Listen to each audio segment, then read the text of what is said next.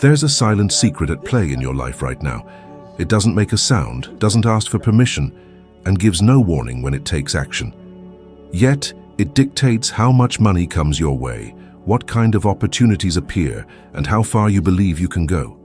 Most people spend their entire lives trying to change the external world, never realizing that the true control lies within. And here's the intriguing part. You don't attract what you want. You attract what you feel you already are or possess. Take a moment to truly consider that. How many times have you longed for more money, more freedom, more peace of mind, only to feel fear, doubt, or guilt deep down just by thinking about it? How can anyone truly receive something they emotionally believe they don't deserve? For a long time, I lived precisely this way. Not with grand dreams or clear ambition, but with a persistent sense of limitation. I didn't finish high school, bounced from job to job, taking whatever came my way just to cover expenses. I worked hard, came home exhausted, and yet my life never seemed to progress. Have you ever felt like you're working tirelessly, but never getting anywhere? Noticed how money flows in and out with ease, but never seems to stick around? That's not bad luck. It's not the system or the government. It's the silent operation of the self-image you carry. Most people are conditioned from an early age to believe that money is hard to come by, that success is only for a select few, and that you must suffer to deserve it. We grew up hearing phrases like, "That's not for people like us," "Money changes people," or "It's better not to take risks." These ideas don't just stay in the conscious mind. They sink to the deepest level where emotional habits are formed. Modern research on human behavior reveals that a significant portion of financial decisions aren't rational. They're emotional. People know what they should do, but they feel something else, and feeling always trumps logic. The secret almost no one teaches is simple yet uncomfortable. The universe responds to your internal state, not your words.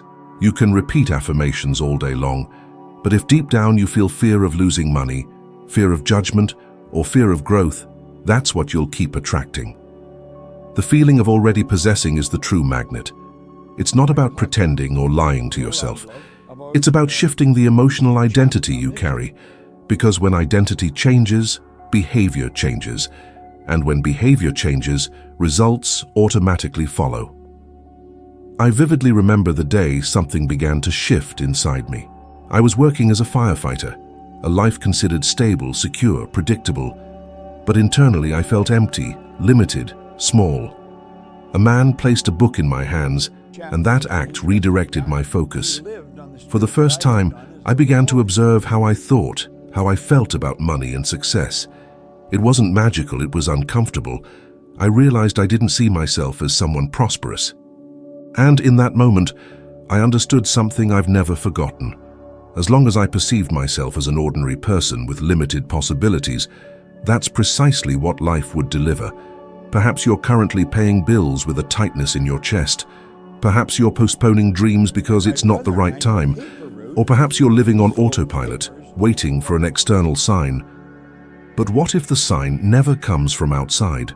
What if it has to originate within you first? The feeling precedes the manifestation.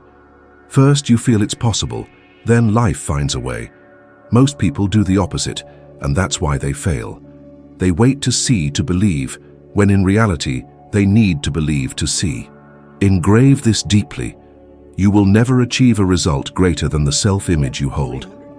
Money merely amplifies who you believe yourself to be. If you feel scarcity, it amplifies scarcity. If you feel worthiness, it amplifies worthiness.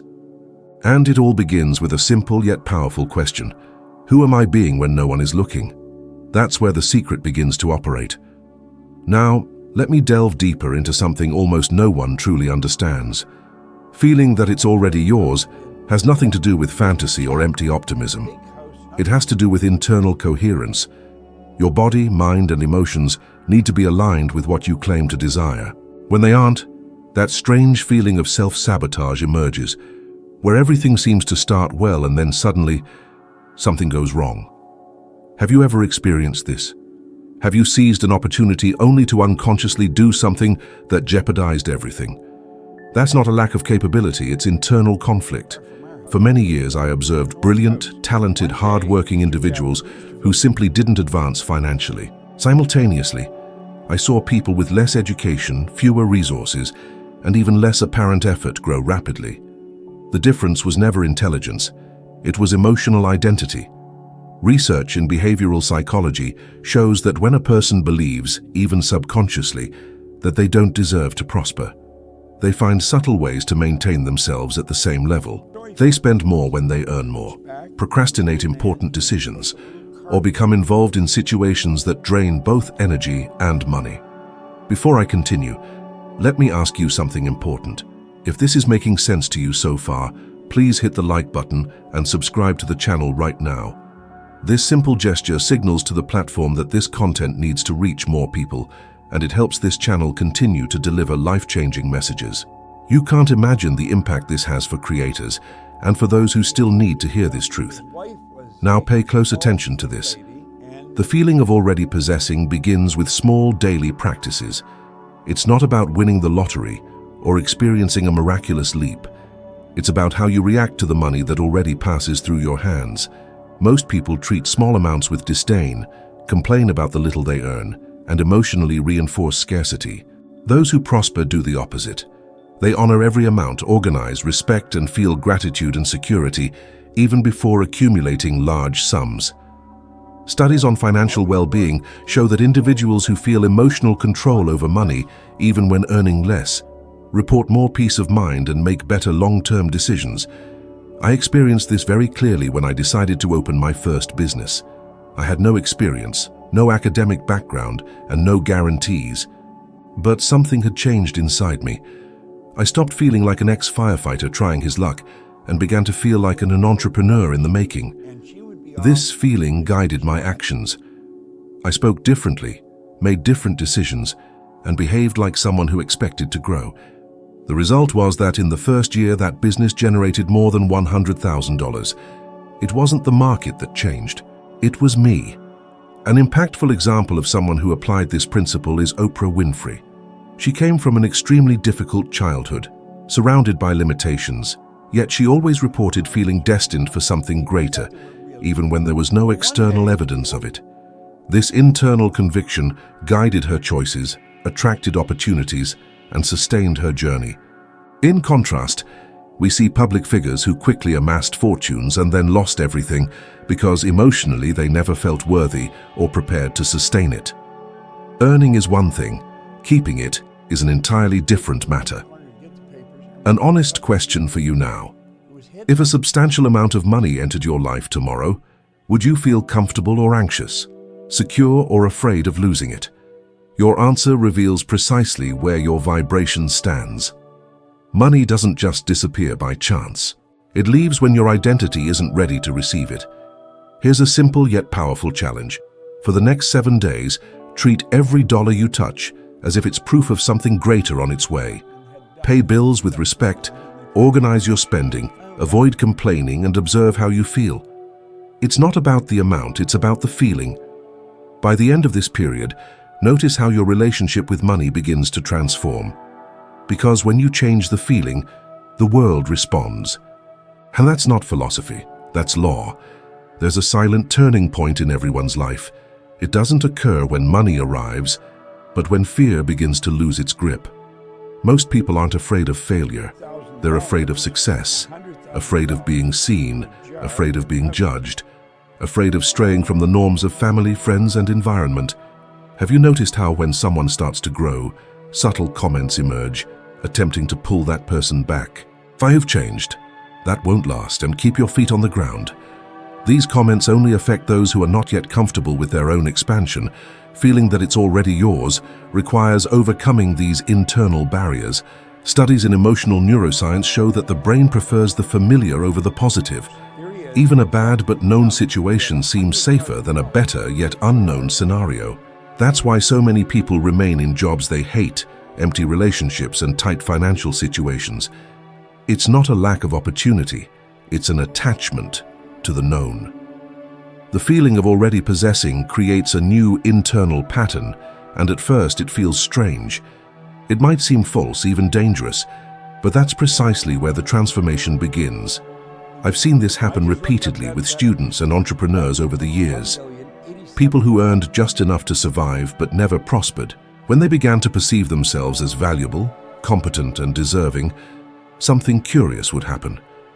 They started saying no to what drained their energy, charged more appropriately for their work, and chose more aligned environments. Money came as a consequence, not as a direct objective. Research on professional satisfaction consistently shows that individuals who see themselves as the architects of their own lives tend to earn more over time. This isn't due to luck, but rather to their underlying mindset and approach. A striking example of someone who completely disregarded this principle is Mike Tyson. He amassed fame and fortune at an astonishing pace, yet he never internally cultivated the identity of someone equipped to sustain it. The consequence was a cascade of impulsive decisions, monumental financial losses, and a painful downfall. It wasn't a shortage of money, it was a lack of internal fortitude.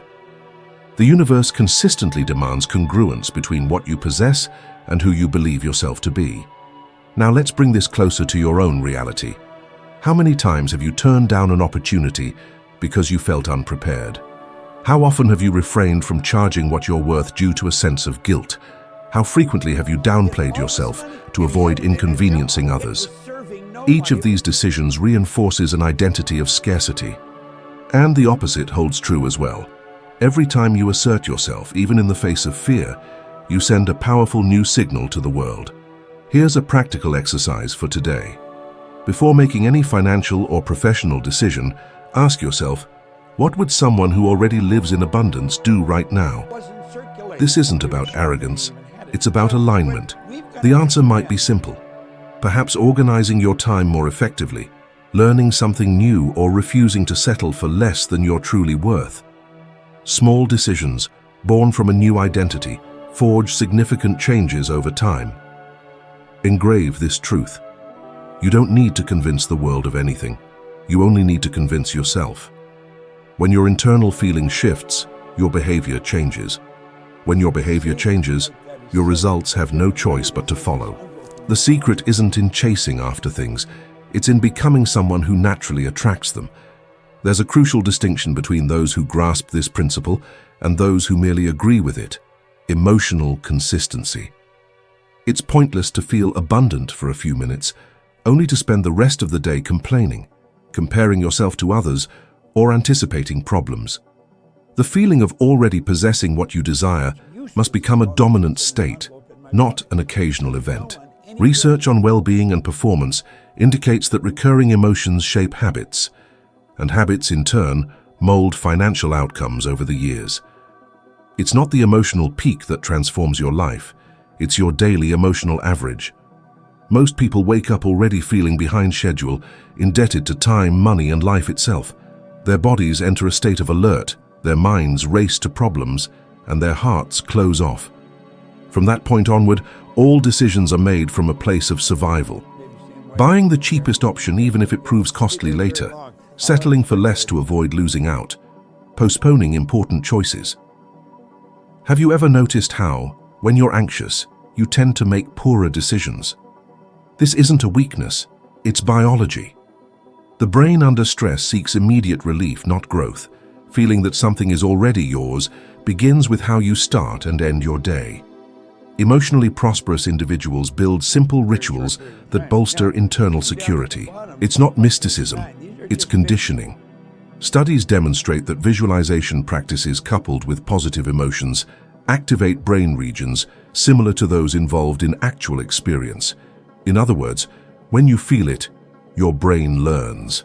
And when your brain learns, it then seeks external evidence to confirm that belief. A powerful illustration of someone who applied this principle is Jim Carrey. Before achieving widespread success, he wrote himself a symbolic check and kept alive the feeling of already being a recognized actor, even while sleeping in his car for a time. That didn't replace hard work, but it sustained the identity necessary to persevere. The feeling maintained his momentum even when tangible results were absent. Without it, most people give up too soon. Now, look at your life with honesty. Are you preparing to grow, Or are you merely trying not to fall? There's an enormous difference between these two states. Those who simply avoid falling live tense, withdrawn, and defensive. Those who prepare to grow live attentive, curious, and open. Life responds differently to each stance. Research on happiness and income reveals that, after a certain level of basic needs are met, what most influences well-being isn't earning more, but feeling a sense of progress and meaning. And that begins long before the money actually arrives. Here's a practical challenge if you're willing. For 15 days, choose a fixed time each day to pause for 5 minutes and ask yourself, how would I feel if what I desire were already real? Don't just visualize images, feel it in your body, relief, security, confidence, then take a small action that is congruent with that feeling. It could be sending a proposal, learning something new, organizing your finances, or saying no to something misaligned with your goals. The outcome doesn't stem from the size of the action, but from the coherence between feeling and acting. Remember this: the universe doesn't test your words, it tests your constancy. Those who shift their internal feelings sustain external changes. It's not fast, but it is inevitable. And when it happens, it might look like luck to outsiders, but you'll know precisely where it came from. Now I want you to grasp the deepest point of all this, because this is where most people stop. Feeling that something is already yours doesn't mean you'll never have doubts. It means you no longer obey them. Doubts are merely the noise of old conditioning trying to keep you in a familiar place. Every time you advance to a new level of identity, fear emerges as a guardian of the past. If it didn't appear, something would be amiss. The problem is that people interpret fear as a signal to halt, when in reality it's a sign that you are moving beyond your old self-image. Throughout my life, I've observed a clear pattern. Those who sustain their new identity long enough prevail, while those who emotionally revert to their old selves lose. Talent doesn't matter. Opportunity doesn't matter. Research on behavior change indicates that the brain requires emotional repetition to accept a new pattern as normal. This is why so many people start enthusiastically and then give up. They desire new results without cultivating new feelings. Let me share something that profoundly shaped my journey. There was a period when I was already earning more money than I had ever imagined, yet internally, I still carried traces of that insecure, uneducated young person who would accept anything. Faced with a crucial business decision, I nearly retreated, fearing I would lose everything. I spent an entire sleepless night. It wasn't a lack of opportunity, it was an excess of old fears. In that moment, I realized that if I backed down, I would confirm to myself that I was still that old version. I pressed forward even with my heart pounding. That decision opened doors that completely altered the course of my life. It wasn't heroic courage, it was fidelity to a new identity. A clear example of someone who thrived by maintaining this internal alignment is Elon Musk. Regardless of personal opinions, he sustained an identity as a future builder even when confronting criticism, financial setbacks, and a genuine risk of bankruptcy. He repeatedly acted as someone already living in the future he aimed to create. In contrast, we see artists, athletes, and entrepreneurs who achieve rapid success, but emotionally continue to feel inadequate. The outcome is almost invariably the same: self-sabotage, excesses, and a downfall. The external world merely reflects the internal one. Now let me speak directly to you. If no one has ever told you this, listen carefully. You are not behind. You've simply been conditioned incorrectly. There's nothing wrong with wanting more money, more freedom, more peace. The mistake is trying to get there while carrying the identity of someone who learned to survive, not to thrive. Life doesn't respond to isolated effort. It responds to the coherence between who you are on the inside and what you do on the outside. Make this question a daily habit. What would I do today if I already felt deserving of the life I desire? Don't expect grand answers. Sometimes it will be something simple, like stopping comparisons, organizing your routine, or trusting yourself more. Small choices made from a new identity completely alter your destiny over time. Etch this deeply into your mind. You don't attract what you want. You attract what you accept as truth about yourself. When you begin to feel that something is already yours, the world starts to find ways to align with you, not because you forced it, but because you finally entered into harmony with what has always been available. The secret was never external. It has always resided in who you choose to be every single day, even when no one is watching.